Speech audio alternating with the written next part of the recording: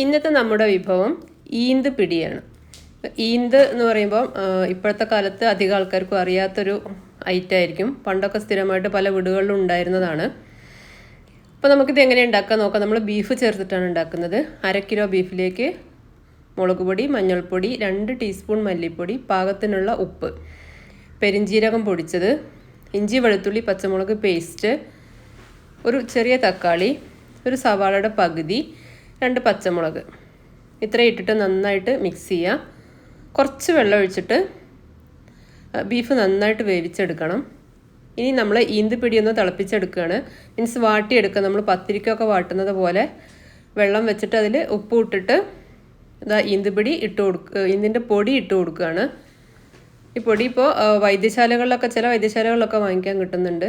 അപൂർവം ചില ആൾക്കാരുടെ കയ്യിലൊക്കെ എപ്പോഴും ഇതുണ്ട്. ഇപ്പോൾ ഏകദേശം പൊടി എത്ര ഉണ്ടോ അത്ര തന്നെ വെള്ളമാണ് ഞാൻ വെച്ചത്. പിന്നെ വെള്ളം കുറവ് തോന്നുകയാണെങ്കിൽ നമ്മൾ കുറച്ചും കൂടി തിളച്ച വെള്ളം തന്നെ ഒഴിച്ചു കൊടുത്താൽ മതി. പത്തിരിക്ക് പൊടി വാട്ടുന്നത് പോലെ തന്നെ ചെയ്തെടുക്കുക. അതിൻ്റെ വെള്ളം കുറച്ച് കുറവായപ്പോൾ ഞാൻ കുറച്ച് വെള്ളം വീണ്ടും ഒഴിച്ചു കൊടുത്തിട്ടുണ്ട്. ഇനി ഇത് നമ്മൾ നന്നായിട്ട് കുഴച്ചെടുക്കണം.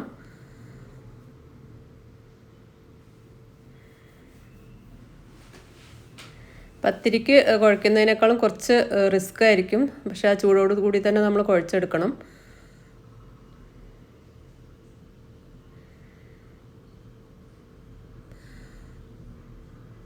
അപ്പോൾ ഇത് ഏകദേശം കുഴച്ചെടുത്തിട്ടുണ്ട്. പത്തിരിക്കുള്ളത് പോലെ അത്ര മയപ്പെടുത്തി എടുക്കണം എന്നൊന്നുമില്ല.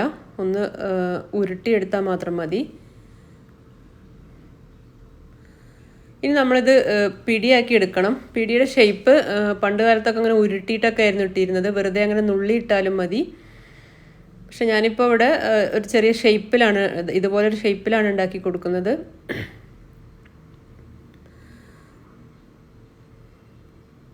നമുക്കിഷ്ടമുള്ള ഷേപ്പിലാക്കാം. കഴിയുന്നത്ര ചെറുതാക്കി കഴിഞ്ഞാൽ അത്രയും മസാലയൊക്കെ അതിലേക്ക് പിടിച്ചോളും. അപ്പോൾ ഇതാ ഞാൻ എല്ലാം ചെയ്തെടുത്തിട്ടുണ്ട്. ഇനി നമുക്കിതൊന്ന് വേവിച്ചെടുക്കണം. അതിന് വേണ്ടിയിട്ട് കുറച്ചധികം തന്നെ വെള്ളം വെച്ചിട്ടുണ്ട്. വെള്ളം നന്നായിട്ട് തിളച്ച് വരുമ്പോൾ കുറച്ച് ഉപ്പിട്ട് കൊടുക്കണം കേട്ടോ.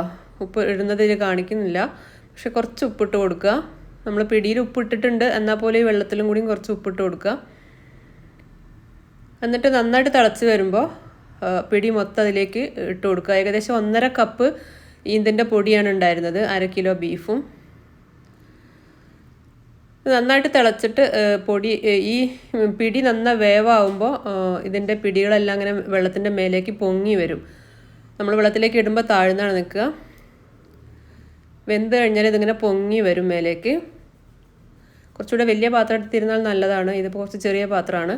ഇങ്ങനെ മേലേക്ക് പൊങ്ങി വരുന്ന സമയത്ത് നമ്മൾ വെള്ളമൊക്കെ വാർത്ത് ഇതുപോലെ ചോറൊക്കെ ഊറ്റണ പോലെ ഊറ്റിയെടുക്കുക.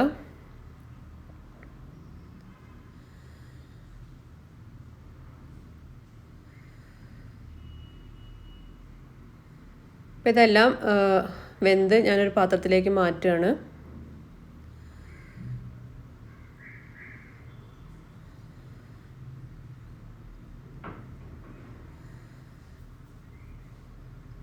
ഇനി നമ്മൾ കുറച്ച് തേങ്ങ ഒന്ന് വറുത്തെടുക്കണം. ഒരു പാനിൽ കുറച്ച് വെളിച്ചെണ്ണ ഒഴിച്ചിട്ട് ഒരു പിടി തേങ്ങ, ഒരു 1/4 കപ്പിനേക്കാളും കുറച്ചും കൂടി കൂടുതൽ എടുത്തിട്ടുണ്ട്. അതിലേക്ക് ചുവന്നുള്ളി 2-3 എണ്ണം ഇട്ടിട്ടുണ്ട്. എന്നിട്ട് ഒന്ന് വറുത്തെടുക്കുക. ഒരുപാട് നന്നായിട്ട് വറക്കൊന്നും വേണ്ട. നമ്മൾ കറിക്കൊക്കെ പത്തിരിയുടെ കൂടെയുള്ള ചിക്കൻ കറിക്കൊക്കെ വറക്കണത് പോലെ ഒന്ന് വറുത്തെടുക്കുക. കുറച്ച് മഞ്ഞൾപ്പൊടിയും കൂടിയും ചേർത്തിട്ടുണ്ട്.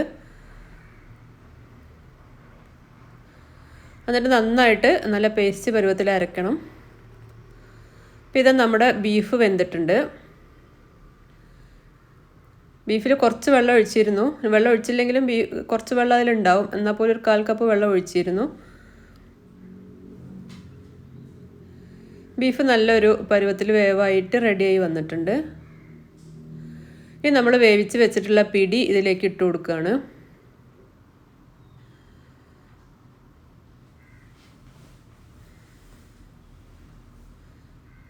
അതിനുശേഷം നമ്മൾ വറുത്തരച്ച് വെച്ചിട്ടുള്ള തേങ്ങ ഇതിലേക്ക് ഒഴിച്ചു കൊടുക്കുക. തേങ്ങ അത്യാവശ്യം നന്നായിട്ട് തന്നെ അരയണം. എന്നിട്ട് എല്ലാം കൂടി മിക്സ് ചെയ്യാം. ചെറിയ ഫ്ലെയിമിലിട്ടിട്ട് വേണം മിക്സ് ചെയ്യാൻ. ബീഫിൻ്റെ മസാലയൊക്കെ പിടിയിലേക്കും കൂടി ഒന്ന് പിടിക്കണം.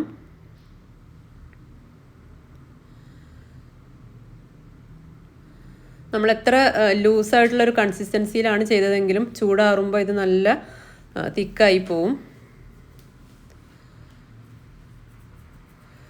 ഇതുപോലെ നന്നായിട്ട് മിക്സ് ചെയ്തെടുക്കുക.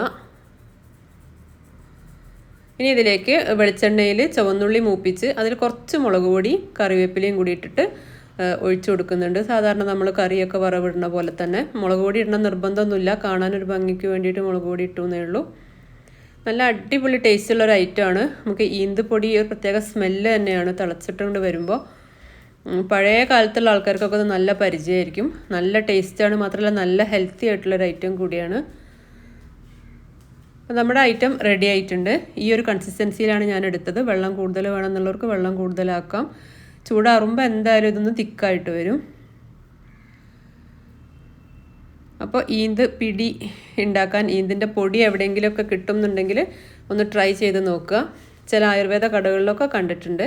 അപ്പോൾ വീണ്ടും നല്ല അടിപൊളി വീഡിയോ ആയിട്ട് ഞാൻ വരും. താങ്ക്